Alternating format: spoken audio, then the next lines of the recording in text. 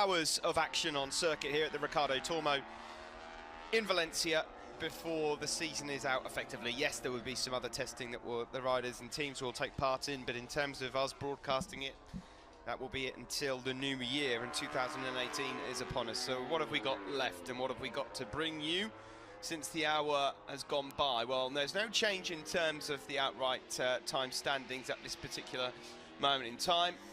A couple of riders have improved. Alex Rins has improved his lap time. Jack Miller, of course, has got some crucial laps in as well. But Maverick Vinales' time from yesterday stands as the quickest to 30.189. Marquez quicker today, as is Lorenzo, and Cal Crutchlow has also improved his time as well during that lunch break to lift himself up into 7th. That is Cal Crutchlow's fastest time of the weekend by a good 0.6 of a second. Andrea Iannone and Alex Rins, of course, they've both set times today. They were absent yesterday with a viral infection.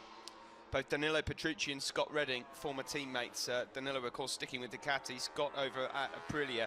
They've not found any time from yesterday. Danilo Petrucci still exclusively working on trying to find a decent setup. There was bad news for Carol Abraham and Alvaro Bautista, both of them unfortunately pulling out. They're not riding here at all today, so they're going to have to wait till next year. And Franco Morbidelli, despite a fall at turn 10, has got himself up into 18th and improved his time. As I mentioned before, Jack Miller has also gone up one. Whilst we're talking right now, we are seeing some movement as Johann Zarco, who else our flying Frenchman, is quickest through sector 1, the number 5 Frenchman. So I'm sure we'll track him in just a moment, Matt. So he's already gone up into 2nd place with a 30.4. He's just fired in a 1:34.39, Steve, as you were running through those standings. So Johann Zarco right now circulating on a pretty good pace. Here we are now picking him up through turn 9, right now through turn 10, that tricky right-hander where we've seen so many riders crash. No dramas through 11 then for Johann Zarco, and now back on board with new world champion Marc Marquez. 1:32.88 is still the benchmark time at this test session, set by the Spanish rider very early on this morning on only his 5th lap of 46 today. So Zarco's lost a bit of time in sector 3, but he's on a decent run here, is the Frenchman. Is he going to crash as well? There's quite a few scuff marks on Johann Zarco's leathers, and it looks like there's a bit of dust on there as well. I don't know if in the lunch interval Johann Zarco might have taken a bit of a tumble, you know. Did look like, I don't know if we can get another onboard shot of him, whether there's a bit of damage to those leathers. Yeah, it looks like he's been down the road. I'll just nip up to the box and check, guys. Yeah, we all just nipped off for a bite to eat during the lunch break, so I haven't been able to see. He has definitely been down. There's logos missing from his leathers, I think. I'm pretty sure, unless he's running an old set of leathers, that at some stage in the interval, maybe Johann Zarco has had a bit of a tumble. I may be wrong, and I'll stand corrected and apologise for doing a disservice to him if he has kept it all on the tarmac in that lunch break, but there are some signs of maybe a tip-off. It's not slowed him down, that's for sure. He's estimated to go to 1st. Now, 3rd sector is where he lost a bit of time last time around. Johann Zarco then, he was 2nd quickest at the end of yesterday with a 30.389. He's not far away from that now. Just heading around turn number 11. And up towards turn number 12, and he's lost again a touch of time there as well. Okay. Dylan. Sorry guys, just to confirm, yes, we can now see that that he did crash, and I'm just being informed by my colleagues from Spanish TV that it was at turn number 4. Okay, so that was the slow right-hander for Johann Zarco. Let's see what he puts in here. 3 good laps coming up, whatever happens here. But is it quicker than his personal best? No. But a 30.6, that's 3 decent laps, Matt, in the mid-130s. Yeah, turn number 4 immediately aroused a suspicion that it was probably a cool right-hand side of his front tyre. That's usually what catches riders out around this Ricardo Tormo circuit here in Valencia. So that run then ended by Johann Zarco, and a pretty good one at that, a 1:34.39. His best of the test session so far, only just over a 1/10.5 outside of where Marc Marquez currently sits at the top of the timesheets. Jack Miller in that lunch interval we saw hammering himself around the circuit trying to play catch up. Of course, lost 3 hours after the first man to go out. He crashed at turn 10, cold tyres. But he's out there and looking like he might improve his time already. So expecting to see him cross the line anytime soon, and he does go up into 11th with the 1:31.380. It's not quite as quick as he was going yesterday, but he is obviously loving life at the moment on that new Ducati. It's faster than his teammate Petrucci. He looks comfortable, Steve, doesn't he? Jack Miller doesn't look like a rider that's had a day and a half on that GP17 Ducati. Looks like he's been on there for 6 months or so. Really, really comfortable, straight into the groove. Loves the braking stability of that GP17, which took Andrea Dovizioso to 6 race wins this year. Hoy Lorenzo to 3 podiums. Of course, he's got no complaints whatsoever. No surprise about the engine performance of that factory Ducati. A lot less wheeling than you get on the Honda as well, which has had its acceleration woes over the last couple of years. Dylan? Well, guys, I'm actually just down here now with Francesco Guidotti from the Pramac team. Francesco, well, Jack had a difficult start to the day, but he's out there and he's looking so comfortable again. How is he feeling on the bike? Yeah, this morning it was the first to go out, and I was so excited, and too much excited after yesterday. And yeah, was maybe too cold, and he pushed a bit too much because of the good confidence he get immediately. So yeah, we lost a half a day to rebuild the bike, but now he went out again and looks pretty good. So yeah, let's try to understand what he needs to improve a little bit, but I think now it's still the moment to get experience, to make lap and lap. Are you surprised how quickly he's adapted to the bike? I'm well surprised. Yeah, I'm well surprised, but not really a lot. I'm not really surprised. We expect something like that, but yeah, it's under expectation. I mean, I think Jack, I remember him telling me when he was with Honda, he likes to ride and use the rear brake a lot to help the bike turn in. And I remember that, you know, lots of Ducati riders have said you need to use the rear brake a lot to help the bike turn. Do you think that's maybe one of the things which is helping him? Yeah, maybe it can be helpful when you are on the very limit, so when we'll be very close to the lap record and so on. At the moment, he still get confidence on the bike. Okay, Francesco, thank you very much. So, good to hear from Francesco Guidotti about Jack Miller. That I think basically what we can summarise from that is they knew what they were getting in Jack Miller. That's why he was signed in the first place.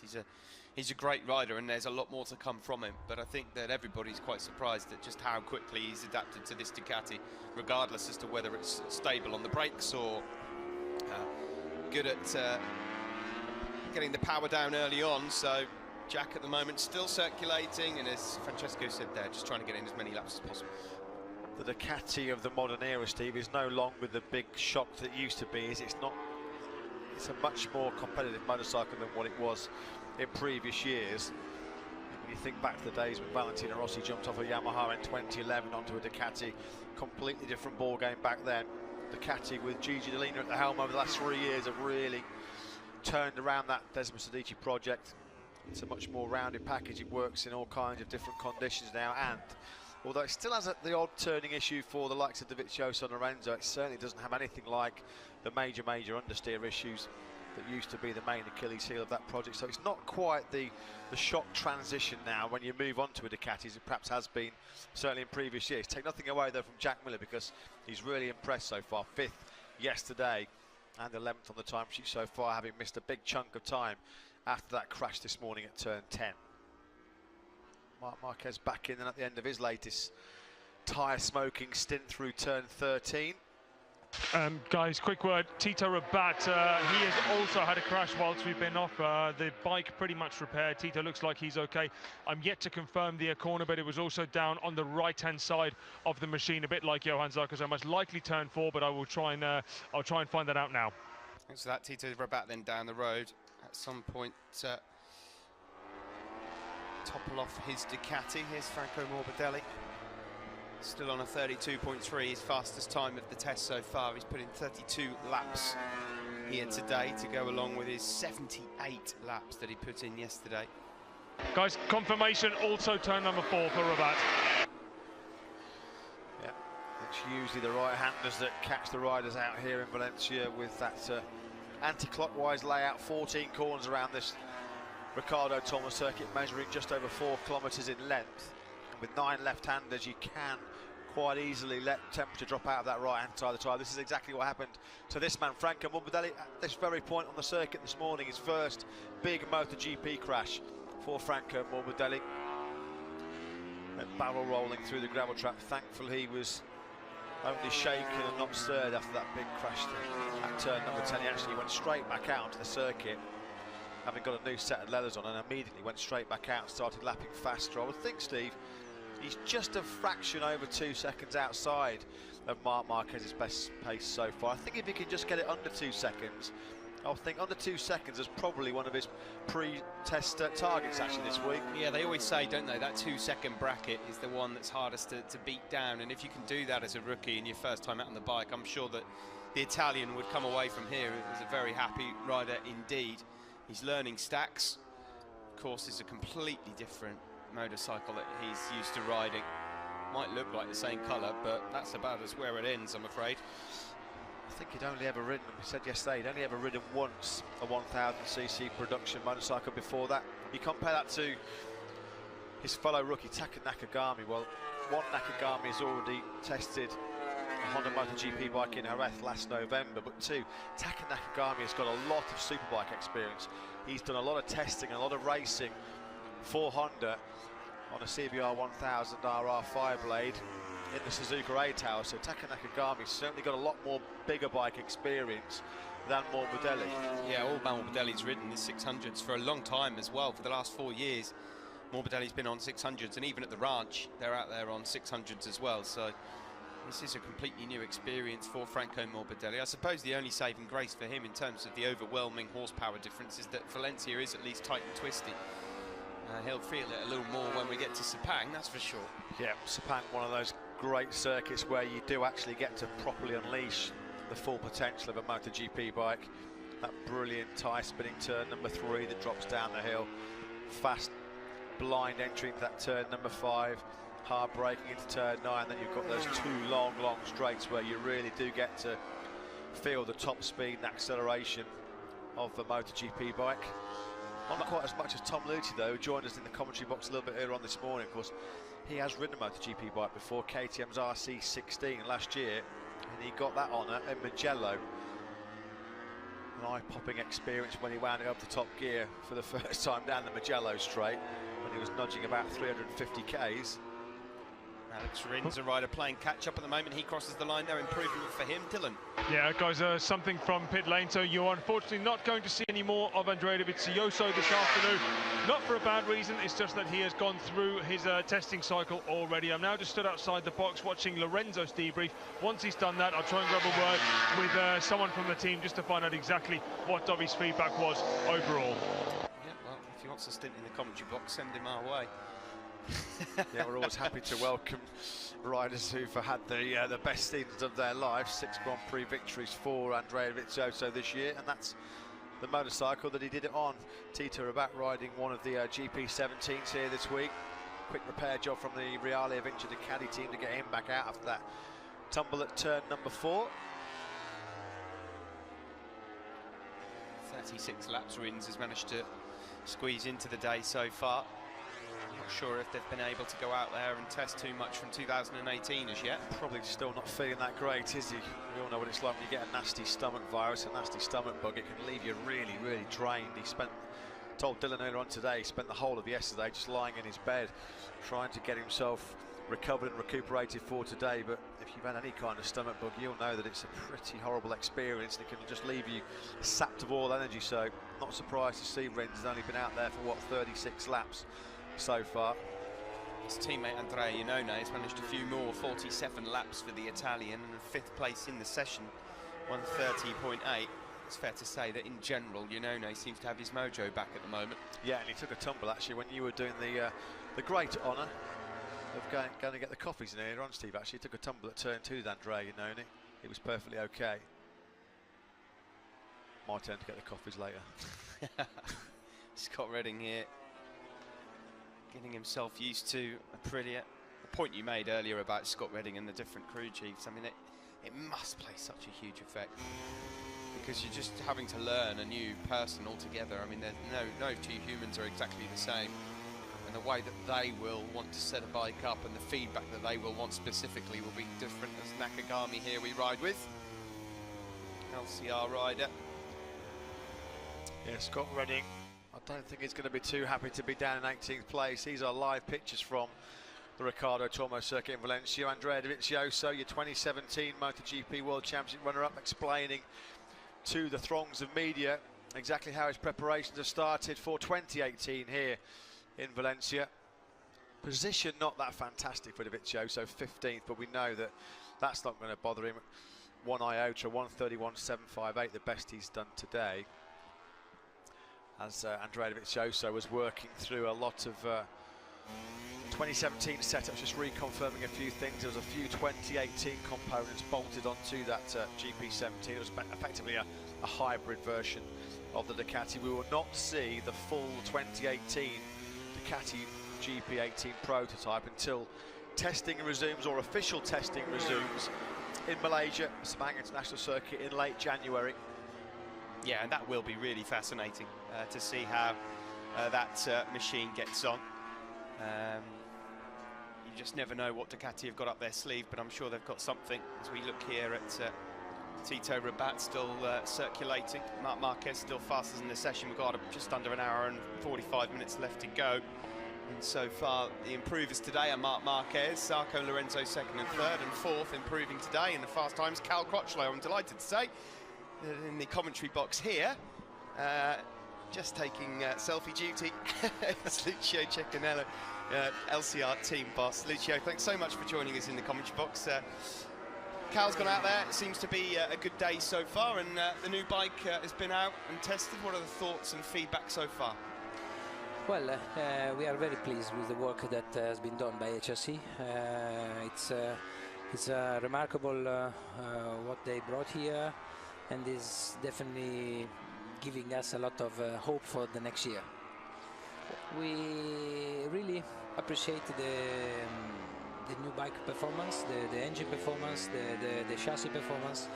There are of course some points that has to be improved, but of course the test we are doing here and also next week in Jerez is very important to continue the development of this wonderful machine. Lucio, I think it's fair to say that even though Honda this year had a fantastic year, they won the Triple Crown for the first time since 2014. Marquez winning the World Championship, they were the Constructors Champions, they won the Team Trophy as well for Repsol Honda. It's still not the easiest motorcycle to ride, is it, the Honda? We hear from Mark and we hear from Danny Pedrosa, and your man on the screens right now, Cal Crutchlow. What are the main targets for the Honda engineers to make the bike perhaps a little bit easier to manage for 2018? What have they been working on back in Japan for next year? It's for sure is right that historically Yamaha machine, Yamaha bikes are a little bit better to ride. Honda normally is a more nervous machine, you know. But eventually, when you have a special rider like Marquez or like Stoner, can be an extremely performing machine.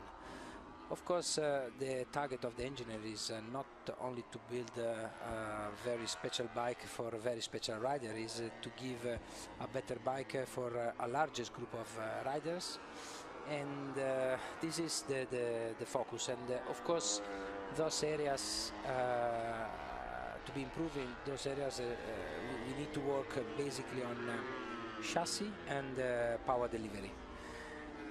They did a lot of work on the chassis to develop the chassis. We have many parts to test here, and about the power delivery, of course, a major role of the power delivery is played by the electronics. As you know, the Honda previously had their own software, while now we are obliged to use the common software. And the common software is based on Marelli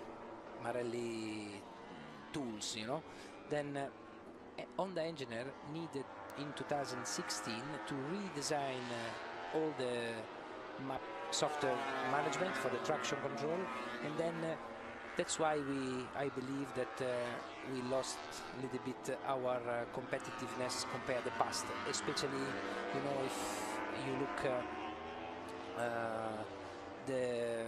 from the point of view of the tire consumption, of the fuel consumption, and we had the better software before. I don't want to say that Marelli software is worse. I want to say that Marelli software has been probably developed through the years, especially for Ducati and Yamaha, not really for us. So we restarted a little bit from zero. Another things that, of course, Honda did to improve the power delivery is the Big Bang engine configuration, and definitely it's is what we needed to make an easier bike. So let's continue to work. Looks like there's been, I'm not sure if there's been some technical problem out there on circuit for Polispargo, as Andrea Dovizioso continues to be mobbed by the media, as he has so often in 2017 after that outstanding year. Very important test, exciting times for LCR Honda, Lucio. You're restored to a two-rider effort for next season with Taka Nakagami coming on board as a rookie. It's always an exciting time for a rider when they make that move into MotoGP from Moto2. Not an easy transition. He's done a really good job so far this weekend. So what have Taka's first impressions been of life as a MotoGP rider in LCR Honda? It's first of all, I'm very pleased because I saw Taka very calm. You know, he's not a typical rider that is very nervous or is you know, going inside and pushing very hard from the first lap and then eventually get really tired straight after. It's really doing his approach, I believe, on the right way, because he's taking his time, he's slowly improve his pace, and what I really like it is the way how he communicates with our crew chief.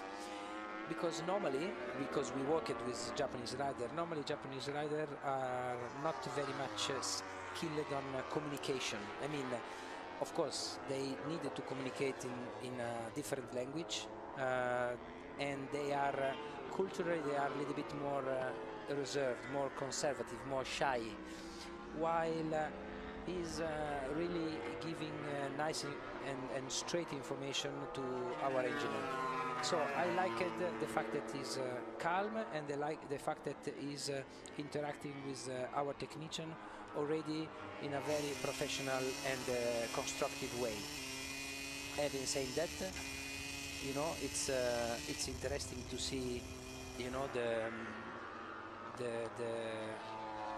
his performances, because we have to consider that he's you know, he's just a debutant, and you know, if we look, Morbidelli is half second faster, and we believe that yesterday he was lapping like Morbidelli. I believe that he will be able probably to, you know, to fight for the top 15 position, asking more on next year, on his first year. I believe that maybe is a little bit too much, but this is how the team is set up. We have an experienced rider with a full factory bike. Forget that is an extremely hard category, especially in the last years. This category grew up very much in terms of competitiveness. And then we don't have to forget that I didn't count. It could be interesting to see how many world champions we have here in the category. Have you counted?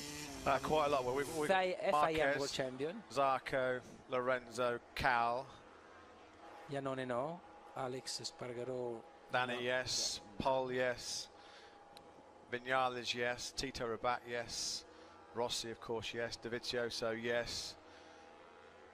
Franca Morbidelli. I think we might just have to cut off, actually, Lucio. I think we might be able to hear, thankfully, from our World Championship runner-up this year, Andrea Dovizioso. Might be having a quick discussion with Dylan Gray. Dylan. Yes, Matt, thank you very much. Yes, I am lucky enough to talk to Dobby here. Well, Dobby, you finished a little bit early today. Have you managed to complete the whole testing cycle you wanted to?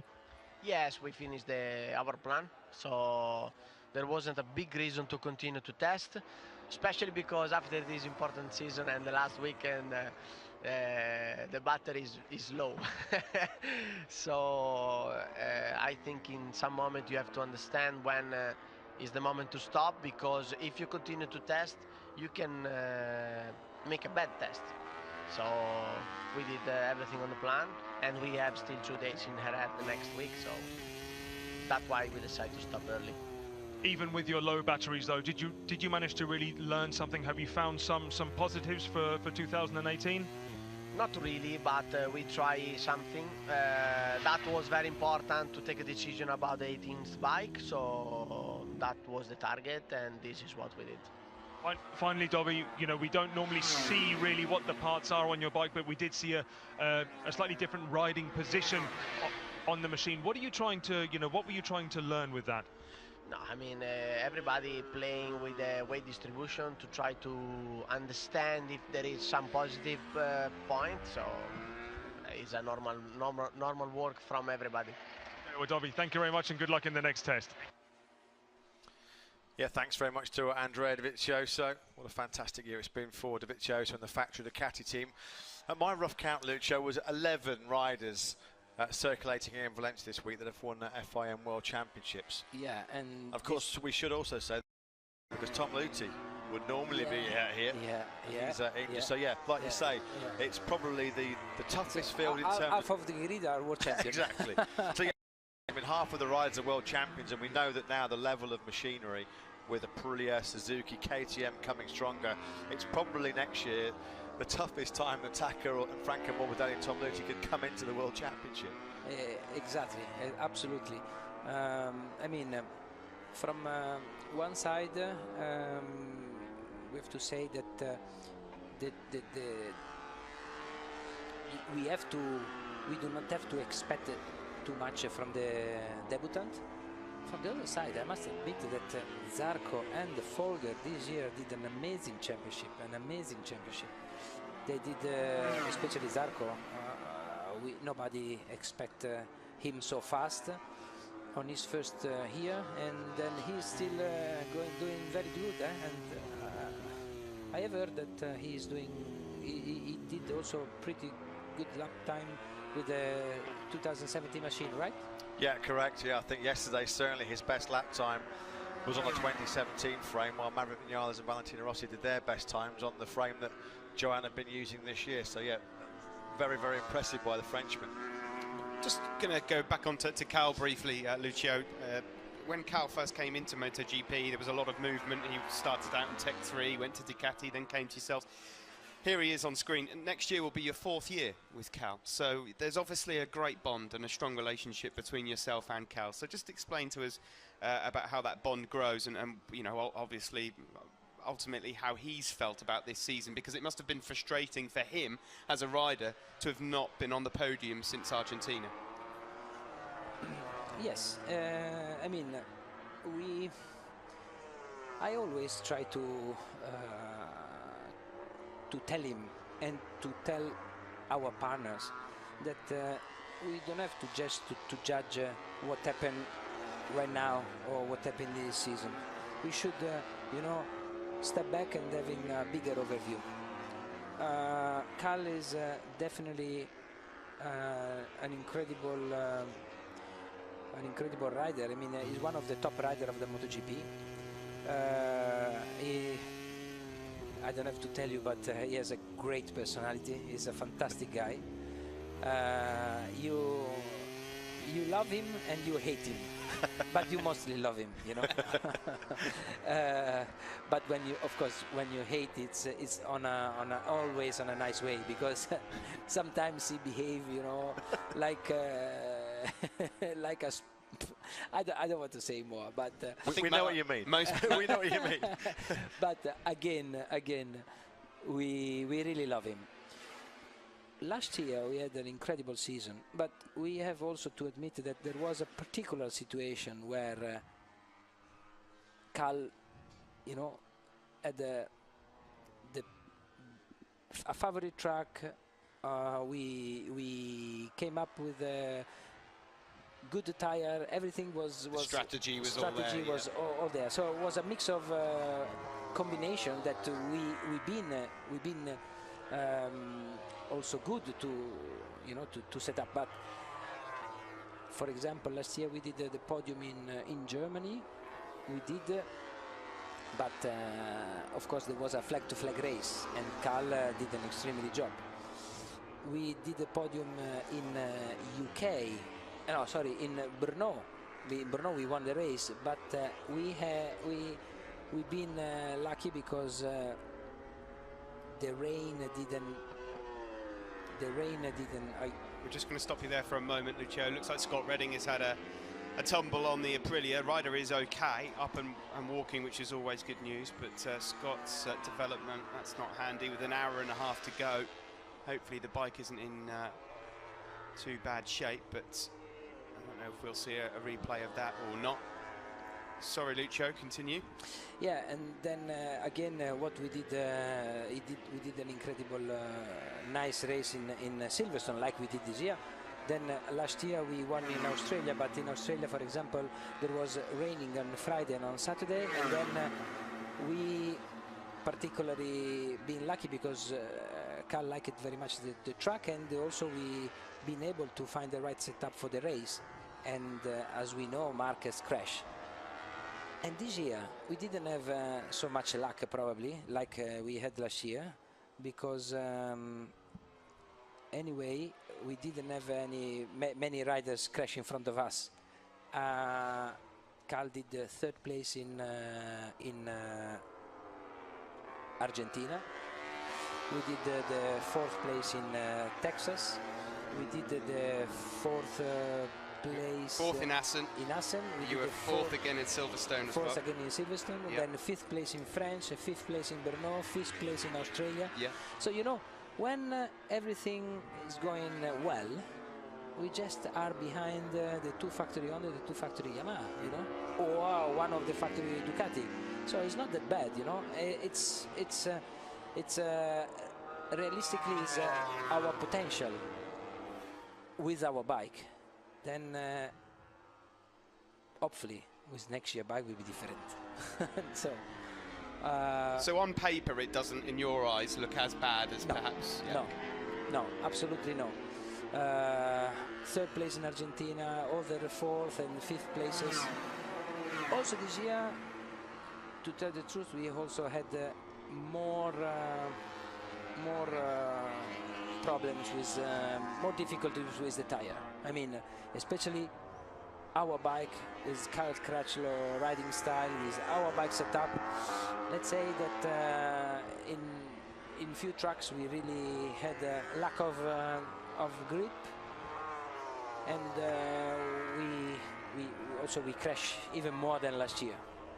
Richard, there's often a lot of talk about riders that are riding for independent teams, but they have contracts directly with their factories, which is now the situation for Callum. It's a great compliment for your team to have such great support, as always, from HRC. But just in basic terms, how will a factory contract change life for Cal Crutchlow? What does it mean for Cal now to be directly contracted to HRC rather than just with a team?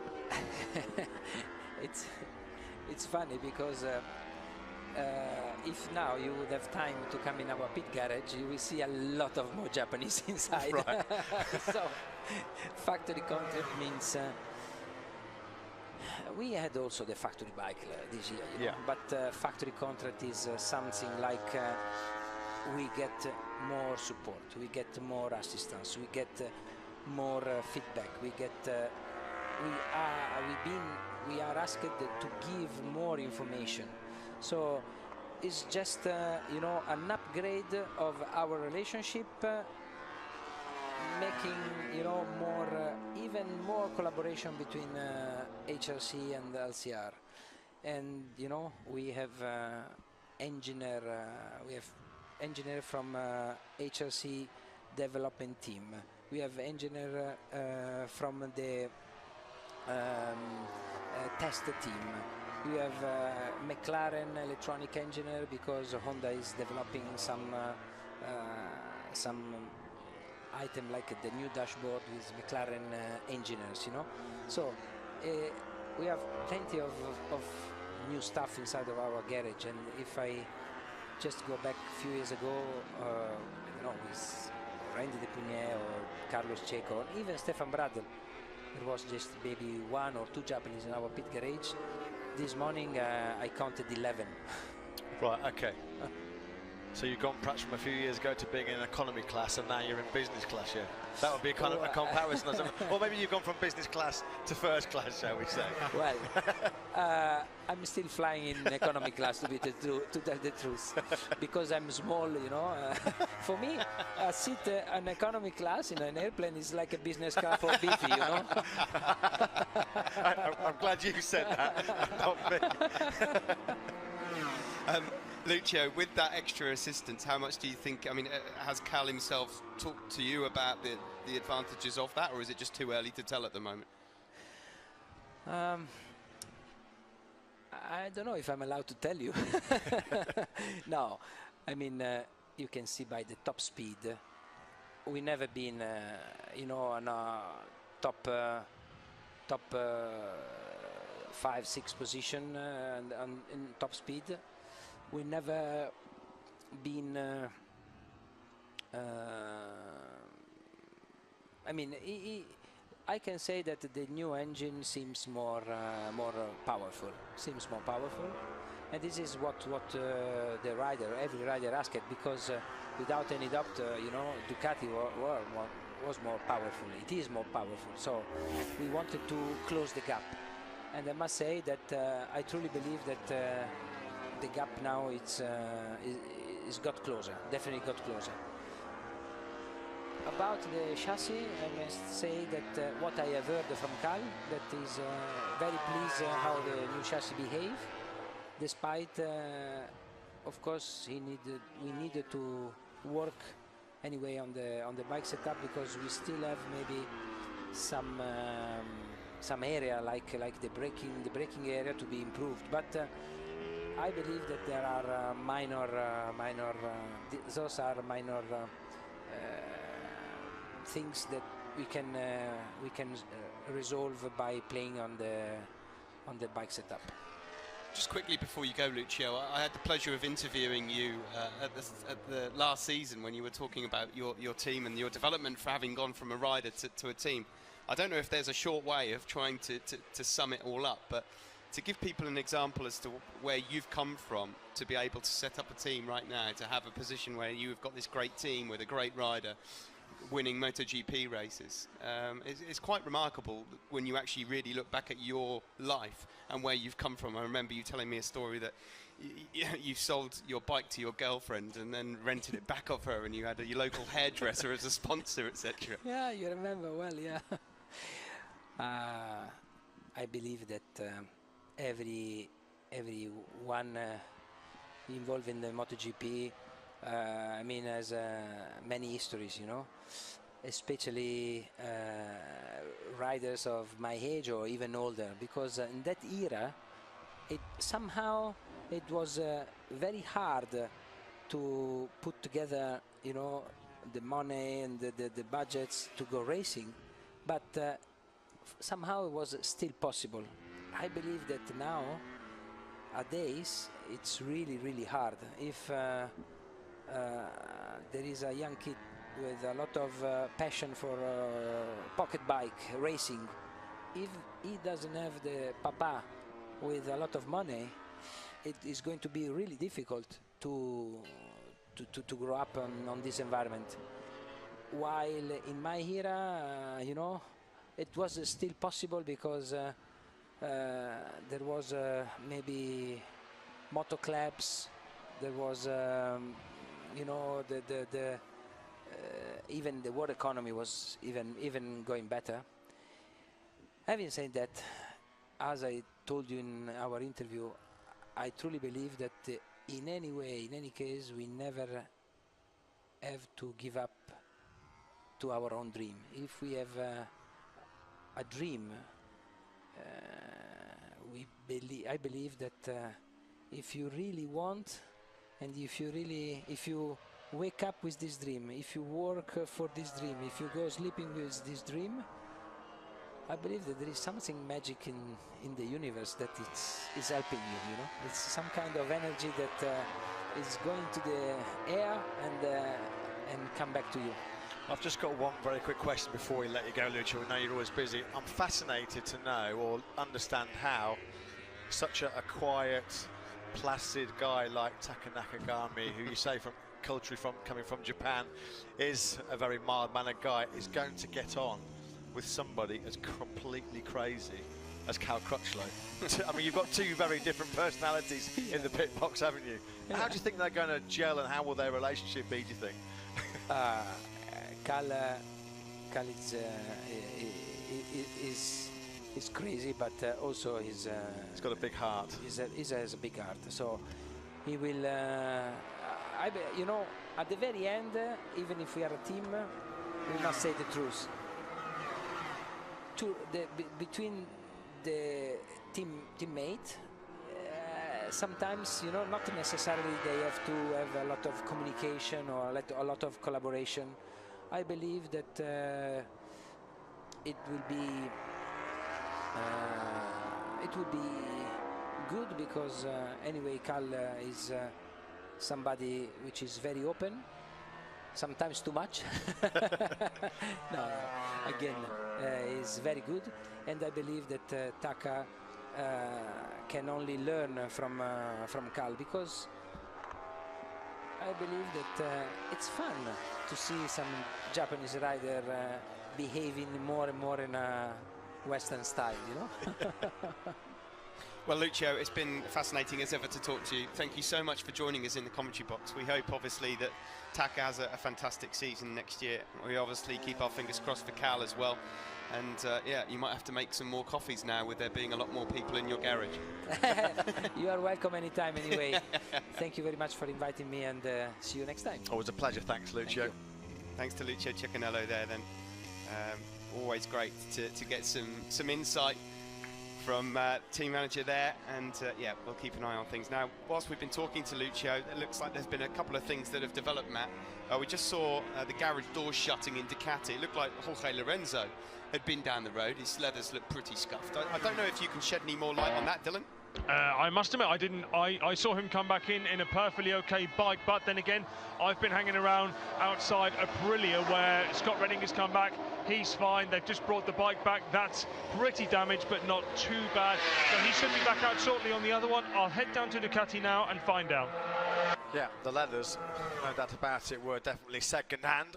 Jack Miller as well, who had to bide his time today on this second day of testing here in Valencia, is upwardly mobile towards the end of this second day. Miller's just fired in a 1:30.860, and that's put the Australian up into 5th place. I'm not sure it's entirely pleasing this man, who looks pretty fed up in general, Danilo Petrucci, because not only are things not really looking like they're moving forward for him, he's having to witness his new teammate flying. I've got to say as well, full credit to Ducati. We know that they supply numerous bikes out there this year, but Gigi Dall'Igna there has got enough on his plate. He's got a lot on his plate, talking to Andrea Dovizioso and Jorge Lorenzo and developing the GP18. Yet there he is in the Reale Avintia Ducati pit box, getting some thoughts and comments from Tito Rabat on the GP17. Now, Gigi Dall'Igna is like a sponge. He absorbs information so well, and he goes around and talks to each and every one of his riders, even the riders that are currently riding 2-year-old GP16s like Carol Abraham and Xavier Simon. He just likes to build up his thorough and extensive database. There's Gigi Dall'Igna. Of course, he'll be interested just to hear what Tito Rabat's comments are, having come off a Honda as well. Are his comments similar to what Jack Miller said? It's always good to have information from riders who've come from rival factories. Well, let's not forget, Matt, that Tito Rabat, like Jack, temperature is not very high, so we cannot test the hard one. Yesterday Valentino tried the soft, and today again the soft. They tested the two, Lorenzo and Dovizioso. Jack just came in with this tire, and then we had Alex Rins and Cal Crutchlow. They try also, and we wait for Zarco. Also, he said he will do before the end of the session. At this moment, we have some good results and some bad results. It looks like the difference is not so big, so there is maybe a little bit more grip in this new compound, but it seems like the degradation is more. It seems like that after 10 laps, you feel more drop off. So we have to wait and see at the end tonight if we have more results and then check all the data. But so far, it looks like no big difference. I mean, of course, you're testing this tyre here at Valencia, a track with a certain characteristic. Will you be taking those tyres to the private test in Jerez next week? Yeah, maybe if at the end of tonight, you know, the results looks good. Yeah, we can do something for the Jerez test. Check there. We needed to find if it's good in different place to validate it. But Jerez, the main objective is to check the new asphalt. You know, they make the new asphalt, so we want to see if the wear level, if the grip level is much more compared to before. Finally, Piero, from all the things which you're learning at this test, are we going to see lots of new tyres brought to the Sepang test, or this year are you trying to keep more of a consistent level? Yeah, we will continue with the strategy to do very little test, slow down the development to keep a more stable range of tire. In Sepang, we will bring just 2 new front compound. This is hard compound for hot condition, for very abrasive track. So that will be for the beginning of the season, for Argentina, for Austin race, for example, and we will test that in Sepang and in Thailand. Piero, thank you very much for that. Thank you to Piero, thanks to Dylan there as well. Well, it looks like, talking of tyres, Matt, some softer rubber might have gone in underneath the Italian Franco Morbidelli, because he's just improved his time rather dramatically. Yeah, Franco Morbidelli has found about half a second straight out of the gate here. A 1:31.786 then from the reigning Moto2 World Champion on his 48th lap. That's cut his deficit to Marc Marquez down to under 1.5 seconds. That's actually really impressive. Let's not forget, Franco Morbidelli will have no experience whatsoever of going out in time attack mode, going gung-ho, pulling the pin on Michelin's soft rear tyre. So to straight away, quite early on, find half a second, that's a top job. Yeah, it really is. Takayuki Nakagami also on a personal best lap as we speak as well, and might well be going across the line to improve, and does, a 32.6 for him. So he improves as we now see Vinales at the end of his run. Now his teammate Valentino Rossi is out there on the 2017 Aero bike. This is turn 13 Maverick. Just finishing off on the Cal Crutchlow thing before we carry on, Matt, as well. That's a really nice touch I saw in the paddock, and this just goes to show you that whatever you might sometimes see and hear from Cal, the big heart thing comes through once more. A number of journalists within the paddock have received the gift from him. I believe that you've probably been in that party before as well, and that is a really nice touch, because that is not something that would happen to anyone else. Just explain exactly what's gone on there. Yeah, I mean, every single day of every Grand Prix, the riders have to conduct media debriefs with TV journalists and certainly with the written press. And Cal Crutchlow, no exception. He talks to the media Thursday, Friday, Saturday and Sunday, whether he's had a great day, whether he's had an off day, a bad day or a shocking day. But Cal Crutchlow always turned up to speak to the media. And for those journalists that have gone to see him on a repeated basis, whether he's top of a practice session or whether he's 21st, Cal Crutchlow rewarding with a special replica helmet, a Cal Crutchlow replica helmet, worth a few bob as well. I saw a few journalists, very, very grateful and very happy to receive that gift from Cal Crutchlow. I too, I must admit, back in 2011, the end of Cal's very, very difficult rookie year, was the lucky recipient of a gift from Cal Crutchlow. And I said, oh mate, you don't have to do that, blah, blah, blah, when I was working with Motorcycle News back in the day. And he said, well, it's just a token of my appreciation, because he said, I had such a terrible year. You were the only person that used to come and speak to me every day. But yeah, Cal Crutchlow, I do think occasionally can be a little bit misunderstood, because we do know Cal. He does like to dish out a few barb comments. He likes to generate a bit of publicity and create a bit of controversy in the paddock. But that's part of what makes Cal Crutchlow tick. That's why people like him, because he's not scared to say what he thinks. No, well, he's a bit of a wind-up merchant at times, but he's great value. I mean, the times we've had social media questions this year, the press conference has been a brighter place, thanks to Cal Crutchlow. Exactly. Right, well, with an hour and 6 minutes to go, Valentino Rossi starting to close in. This is the new aero package, Matt, so that's looking a bit better. Still not into the 130s yet, but...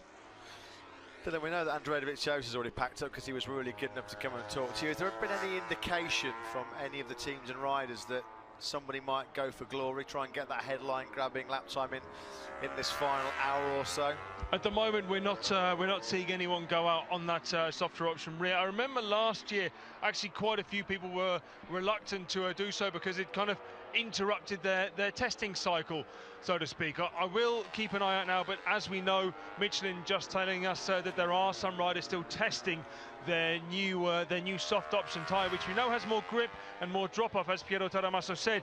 The only slight downside is, and it's a bit of a shame for the TV viewers and myself, it's not painted with a white line on the side. Okay, thanks for that, Dylan. We're looking at Valentino Rossi here, about to post another fastest laps, 9th quickest in the session so far.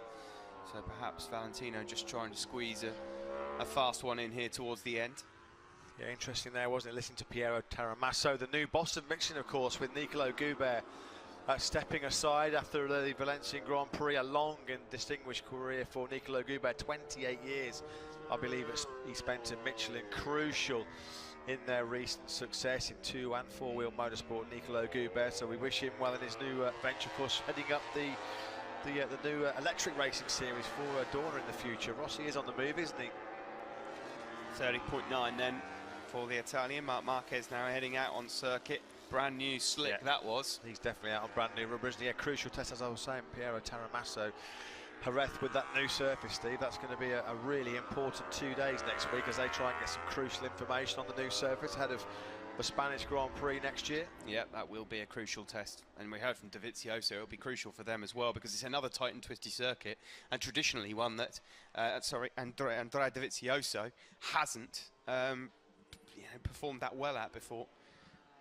Seeing a replay here of Valentino then, still out on circuit. In fact, he's just made it into pit lane now. Pretty much every single rider, according to my time screen. Oh no, it says in on our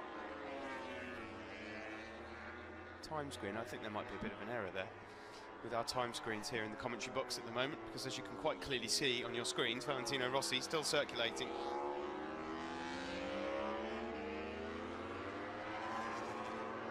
So will anyone challenge the 30.2 in this session, or ultimately the 30.189 that Maverick Vinales set yesterday? That's the question. I'd be rather surprised, Matt, if someone didn't fancy a pop at it. Although, if they're going to do it, they'd want to do it pretty quickly, because these days do set in quite fast. Dylan. And this is quite interesting, Steve, because you managed to spot it absolutely right. Valentino Rossi, before we came on this break, before Lucio Cecchinello was talking to us, Valentino Rossi was exclusively working on two 2016 chassis machines. Now, Maverick Vinales, he earlier on was running the 2017 chassis with the aero package as well. But Valentino Rossi, the run he's done right now, that is with the 17 chassis plus what you might call the 18 style fairing.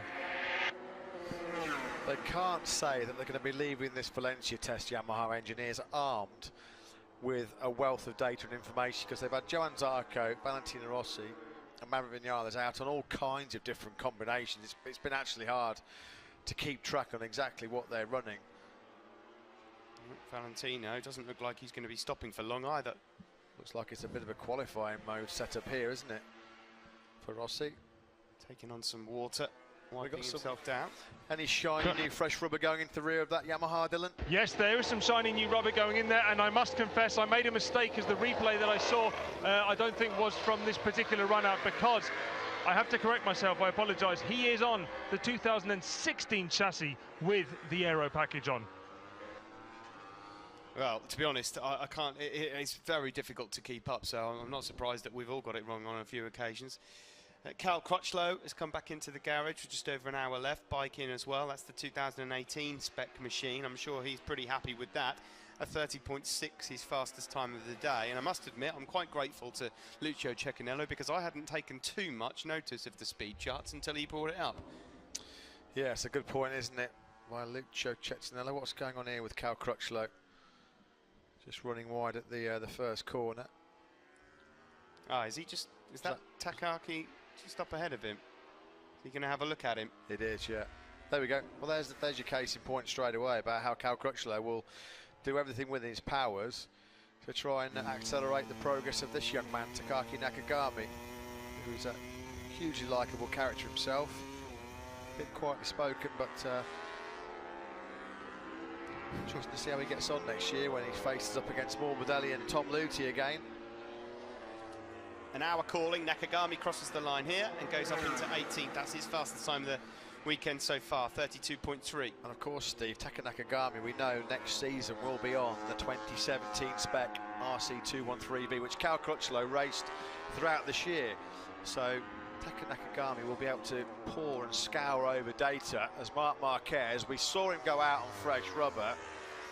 He's barely got it up to temperature, and here we go. Straight away, he's on test-topping pace here, Marquez, spinning that rear tyre through turn number 9. 1:30.288 is the best lap time we've seen so far this week from Marc Marquez. We could be seeing a lap here well under 1:30. It's going to be an hour 29, was it? 8:97 was the fastest time. That was the pole time at the weekend. He roars this Repsol Honda around the final corner. He is definitely wanting to prove a point here that he is world champion, and that isn't going to change going up towards Christmas as he exits the final turn. Marc Marquez then, what has he got in his locker room here? A 1:30, just loses out a bit, but a 1:30.037 nonetheless. That's the fastest time of the two-day test so far, and I very much doubt he's finished there, Matt. No, he's not finished, is he? He's on it again. Hard on the brakes into turn number 2. No dramas through that tight left-hander for Marquez through this fast kink through turn 3, then hard on the brakes into turn number 4. We pick up his teammate, Dani Pedrosa. Rather typically, our time screens have gone kaput at the moment, so we've not got any sector times other than what you're looking at on your screen, so we'll follow that for now. Pedrosa also on the charge then, as well as his teammate Marc Marquez. This may well be moving Pedrosa up inside the top 3 if he carries this one through. He clicks sector 3 now. He's lost another 10th in that 3rd sector, Pedrosa. Yeah, so he's just going to miss out possibly on that top 3. Estimated position 4th. Marquez, as you can see there on your screens, not improving as yet, but he's only just under a 10th outside of where he needs to be. About to come through sector 3 himself. Rossi's just gone 5th, 1:37.24. So we're into the final hour here, and it is starting to liven up in terms of soft tyre attacks. Pedrosa then goes 2nd. He did find time in that 4th sector, 1:34.360. He was really strong in that 4th sector in the Grand Prix here, wasn't he? Just a few days ago, Dani Pedrosa, when he pipped Johann Zarco to win the final round of the season. Onto the start-finish straight again then for Marc Marquez. Quickest time so far. Will he dip into the 1:29s with this one? No, not quite, but he is just marginally quicker again. And so let's have another go, says Marc Marquez. His father looks on with a smile. This might force a couple others out of the garage in a moment, just for a little play. He's not going to sleep tonight. He's going to be cross with himself if he doesn't get a 1:29 here, isn't he, Marc Marquez? That's what he's out there for. He wants a 1:29. He wants to beat that pole time.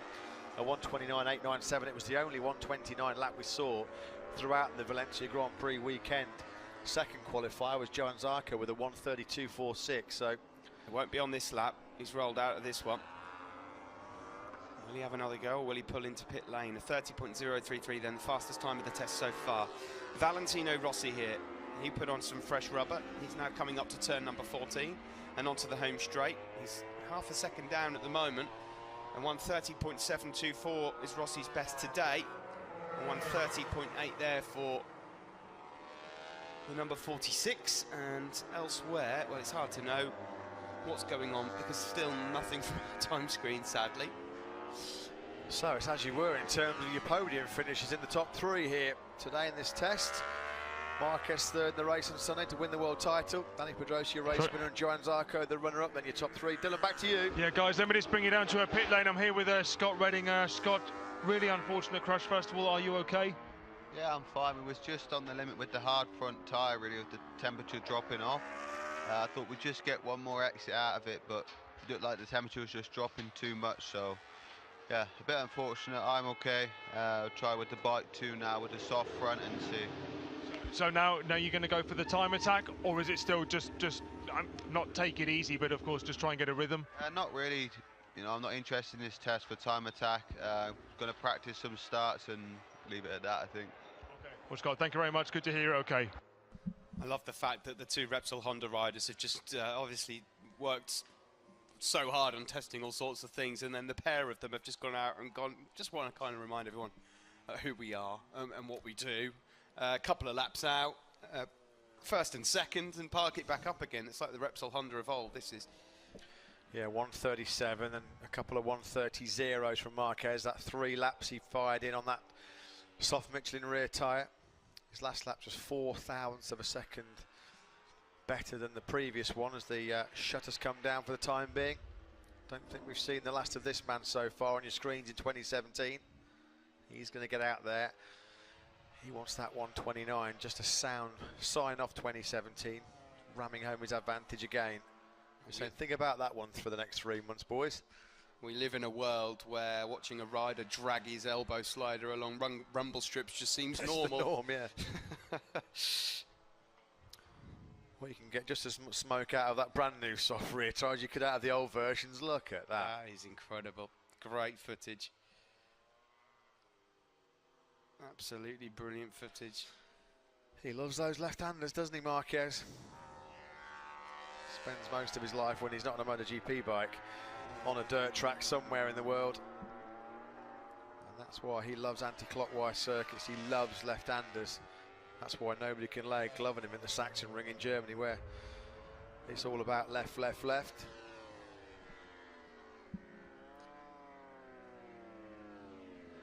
So 9 runs or full runs then Marquez has done today. Look at that run 6, Matt. Yeah. Every single lap apart from his out lap in the 130s. Look at it for consistency. 138, 137, 136, 137, 138. Goodness me. A 130.5, then again. That's God, if only 130.5. If only he had the consistency to match the speed sometimes, eh? I mean, blimey. That's pretty impressive. Horrible. Yeah, that run 9, of course, was on that soft tyre. Yeah, run 6 and 7 will have people running for cover if the race was here again next weekend. That was brilliant by Marc Marquez. There'll be some people that would have thought by the end of today they've had a good day until they just saw that graphic. I'm sure that has just made them feel rather real. There were 6 or 7 laps there that were all 135s in a row. Yeah. Guys, keep an eye out now on Jack Miller, just about to head out of pit lane. He's going to try the Ducati aerodynamic fairing for the first time. Well, we'll keep an eye on him then. Jackass is out there with the new aerodynamic fairing. So far, what we've seen of Jack on the Ducati has been very impressive. Yesterday, he posted a 130.6.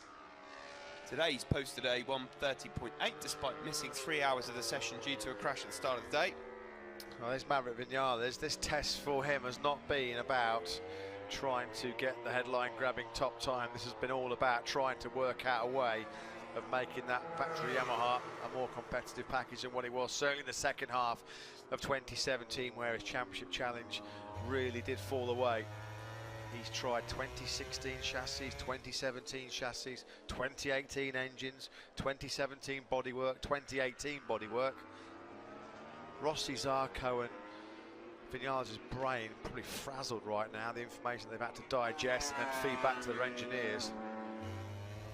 And a couple more laps here for Maverick Vinales, and between him, Valentino Rossi and Johan Zarco, it will be 200 laps that they've completed here today, trying to work out the right direction to go in. Are we going to see a push here from Maverick Vinales? He's just 700s down in Sector 1, maybe not challenging Marc Marquez, but...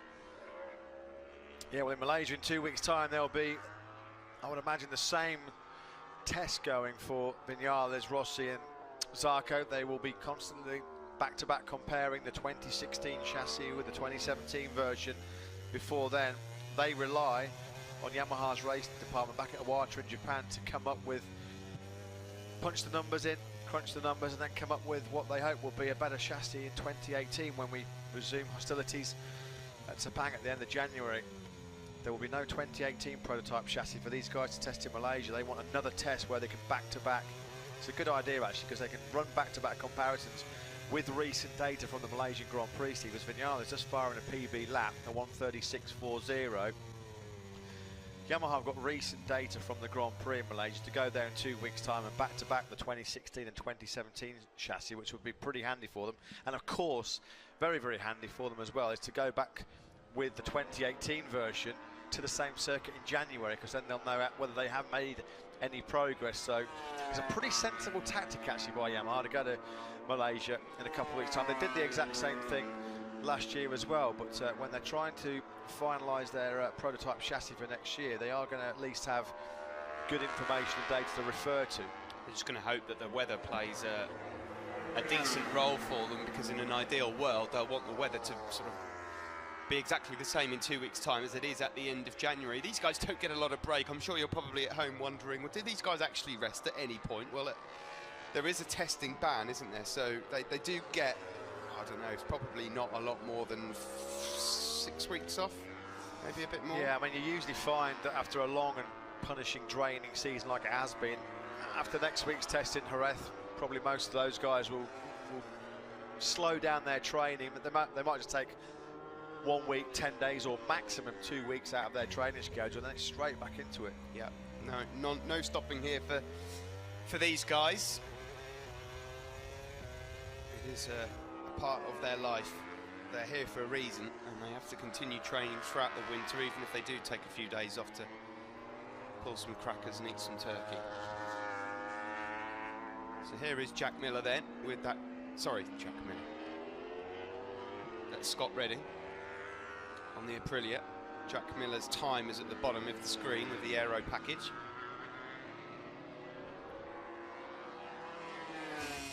Across the line for his first lap with that on at 31.9 for him. Well, Miller was already pretty happy, pretty delighted with front end stability from that factory Ducati. Well, with the downforce of that aero package, that's designed to give him even more front end feeling. So it'll be interesting a bit later on to listen to Jack's feedback and comments now he's out there on the aero package. It's only 1500ths down in sector 1. Drops it into turn number 5. Yeah, will he be like Petrucci and Dovizioso in the past, who felt like it just makes the bike a little bit too cumbersome in the change of direction? Lorenzo's happy to put up with a lack of agility to give him the extra downforce on the front end that he prefers. He's not too bothered about sacrificing. I think in Malaysia, if you compare Dovizioso and Lorenzo's top speeds down those two straights, Dovizioso was faster on the conventional fairing by about 6 or 7 k's, but Lorenzo perfectly happy to give up that top speed to give him the advantage or the better feeling on the front end going into the corner. So it's all down to personal rider preference, isn't it? I mean, Miller might not be bothered about the fact that he's got to perhaps muscle the bike around a little bit more in the change of direction if it does give him even extra confidence on that front end. Yeah, as you say, that is purely down to rider feeling and what they prefer. Jack Miller has had a lot to learn over the last 24 hours. Across the line he goes again. It's an improved time on what he just posted a moment ago. Takaki Nakagami in the meantime is taking chunks off his lap time. He's getting closer and closer to a 1:31. There is Fonzie Nieto, not sure on the trousers, but there we go. Nakagami has just gone across the line, a 31.8, and that's only a tenth slower than Morbidelli. So I would say, Matt, that is a good day, a good two-day test for both the rookies that have come up from Moto2. The look on Fonzie Nieto's face and the stance he was adopting, I would like to be trying to get into a nightclub that he was on the door of. Blimey, your name's not down, you're not coming in. No, he looks like he's about to go in for a weigh-in, doesn't he? Yeah. This is the change of direction then that Jack will find a little different with the aero package. Turns 12 and 13, carrying some serious speed there. Nakagami's not done yet either. Oh dear, he's crashed. Well, he was pushing 3 tenths up in sector, 3 tenths off. It was a couple of tenths quicker than he'd been in sector 1. And so the airbag gets a christening in his new leathers. Yeah, well, it was coming. It was inevitable that he was going to be on the floor at some point in his MotoGP career. Get it out of the way. Franco Morbidelli had a tumble at turn 10 this morning. His bike's gone to the perimeter tyre wall, Taka Nakagami. Trying to work out where he is actually on the circuit right now. Is that? Is he at turn 2? No, is he at 5 or 6, isn't it? Something like that. Let's have a look here. Yeah, this is just as he flicks it. 6, yeah. Yeah, into 6. Just a bit wide by the looks of yeah, things. he's well wide. He's on the curb. On the curb. He might have been braking on the curb there, you know. Here he is coming around turn number 5 then. I think he was definitely on the curb, Steve, and he would have had his hand on the brake at the time. Yeah. Well, he's okay. That's the most important thing. And when you have your first fall in MotoGP, that is exactly what you want. The bike, I'm afraid, isn't. And that is going to be the end of Takaki Nakagami's testing time, I fear. Dylan? Yeah, guys, I'm lucky enough to be just stood behind the boxes right now. We have Pol Espargaro here doing his media debrief. Well, Pol, despite the little crash, you still look relatively happy. I think one of the things was a new swing arm you were trying today. How did that go? Yeah, I'm super happy with the result we have done today, especially about the rhythm. It was our weakest point. In one lap, I think we could do quite okay, but then on the rhythm, I was not able to repeat several laps with a 31 low. And after we tried these new things on the bike, and everything have changed. We have done a very good run in the middle in one very low, and all the laps I have done today was in 31. So I don't know. I mean, it was a big change for us. We feel like this, and I'm super happy with that. At the end, you did have that slight fall. You had just gone out on what looked like a new rim. Were you testing something new there? Yeah, something new. It was something related about the mechanics and the fast way to change the front. But yeah, honestly, all the bike is being improved at this test, and we have many things now in for Jerez that we have 3 more days, and yeah, just happy and looking forward to jump again on the bike. We are making big steps this test. Pol, thank you very much and good luck in Jerez. Such a great guy, Pol Espargaro. I just love listening to Pol. He's just so upbeat. Such a live wire, isn't he? He just sees the positives in absolutely every situation. Pol Espargaro. A lot to admire about that young man, and certainly on track this year when you think what he's done on that KTM RC16. Made his Grand Prix debut, of course, at this circuit with Mika Kallio 1 year ago. Qualified at the back of the grid, didn't finish the race with electrical problems, yet here we are, fast forward 12 months, and Bradley Smith and Pol Espargaro were fighting for the top 10 here last weekend. Here's a lap summary for Maverick Vinales, possibly. We were looking at the changed our minds. What about Franco Morbidelli? Is he going out for another soft tyre attack? Practice start, this isn't it, for Franco Morbidelli by the looks of it. In the middle of pit lane. I'm not sure if that's going to go down all that well, but Dani Pedrosa's exiting pit lane as well.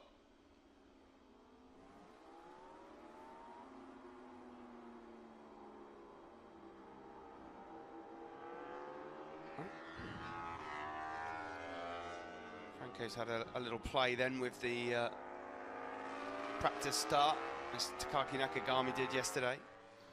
Yeah, he's doing 0 to 60 a little bit quicker than what he was doing on a Moto2 bike, that's for sure.